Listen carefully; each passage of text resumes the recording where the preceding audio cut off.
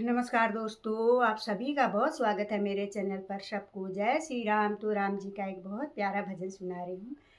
तो भक्त क्या कह रहे हैं, जिसके घर में राम भजन नहीं होते निंदिया उसके घर में जाना, मतलब कि आलकस छोड़ना चाहिए।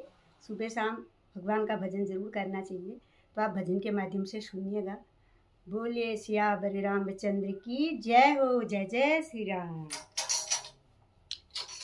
निंदिया उसी के घर में जाना, जिस घर राम भजन न हो।